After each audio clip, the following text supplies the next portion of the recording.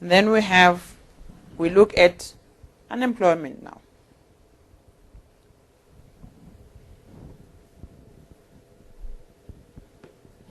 We're still on the demand side policy.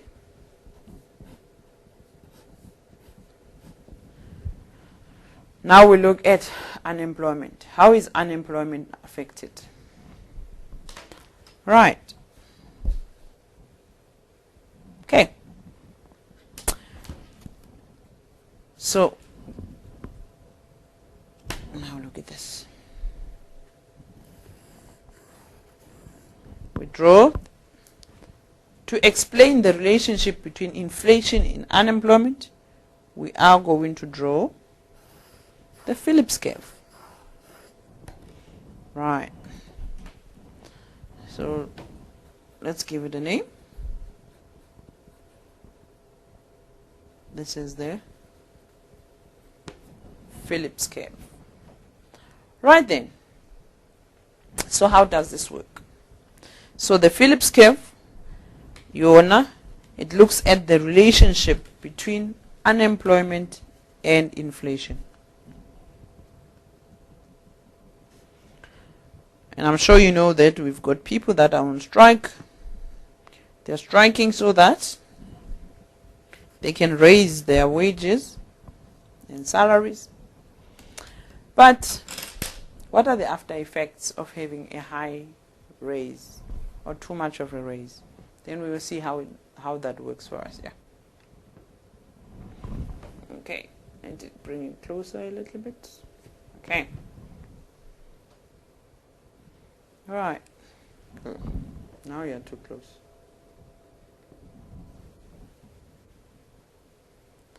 So the Phillips curve, we measure unemployment.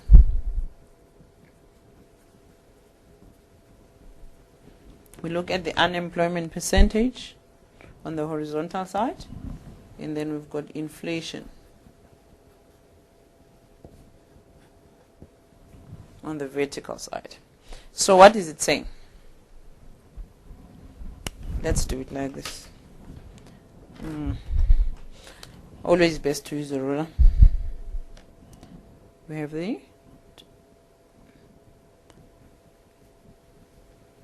remember we said we measure the relationship between unemployment and inflation.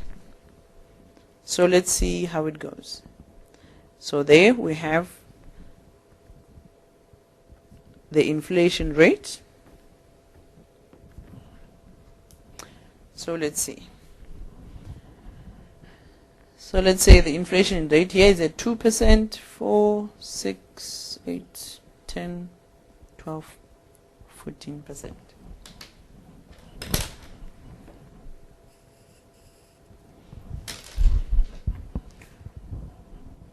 So at 8.0 we have inflation rate at 2, 4, 6, 8, 10. Right. So now what does the Phillips curve show us? Assuming that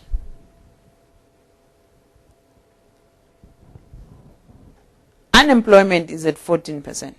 If unemployment is at 14%, then it means, as you can see, our inflation is at 0%. So which means if our unemployment is a little bit high at 14%, then we have zero inflation. But then we go and we complain as consumers that no, unemployment is too high. The government must make a plan to make sure that they decrease the unemployment. Fine, then they decide to decrease it. Then they said, okay, we are going to decrease unemployment by 2%. Sorry, let's say by 4%. Right. So if they decrease the unemployment by 4%, then it means, oh, I hope my line is straight. All right, there you see it.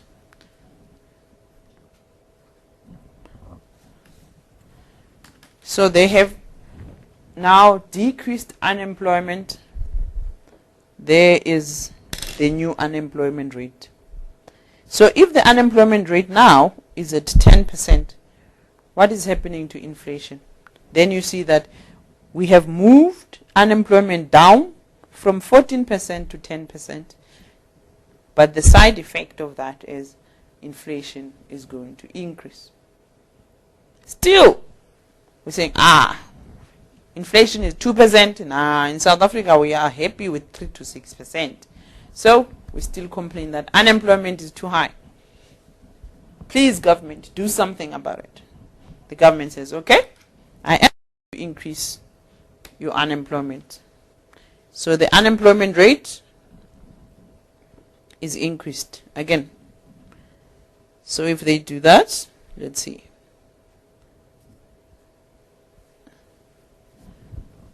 They decrease the unemployment rate from 14% to 10%, from 10% to 8%.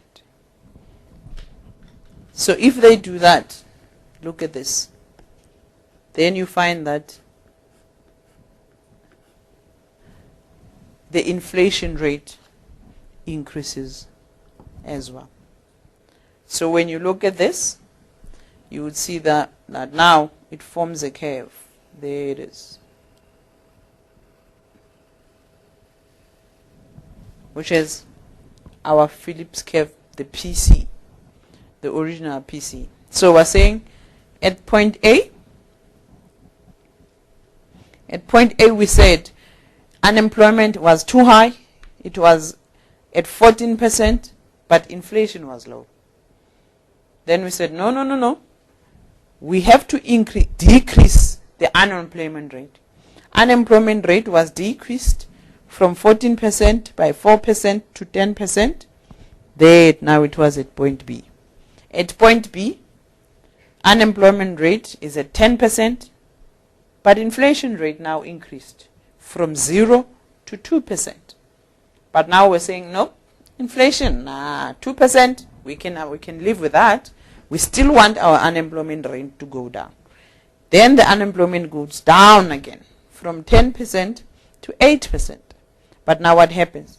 Look, the inflation now increased by 2 times the value of our decrease in unemployment. There, now, at point C. So now what is the government to do now? Because now at point C, again, now the demand side, which is the consumers again, are saying, no. Now the prices are too high. We are not happy at all. So what is the government to do now? So the best thing for the government is to do the vice versa and try and decrease it again up to the point where they feel that it is an acceptable rate, an acceptable unemployment rate versus the acceptable inflation rate. Which means now they are going to choose at point D. Then they say, okay, at least at 9% we are breaking even. Because at 9% we will have the right unemployment rate and also an acceptable level of an increase in price. So people will be happy that way. That one is the Phillips curve. Right, when you read there, you will see there that it says exactly as we have constructed it there. So, let's write it now in words. So they say here,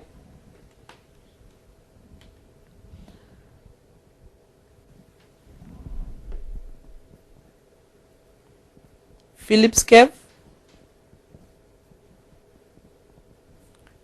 shows the relationship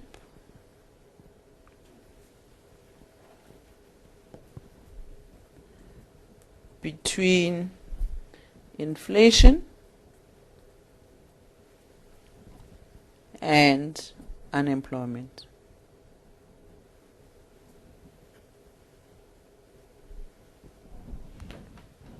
So as you can see there, the Phillips curve, which is our graph, shows the relationship between inflation and unemployment. So it shows that the natural rate of unemployment, when we started with the natural rate of unemployment.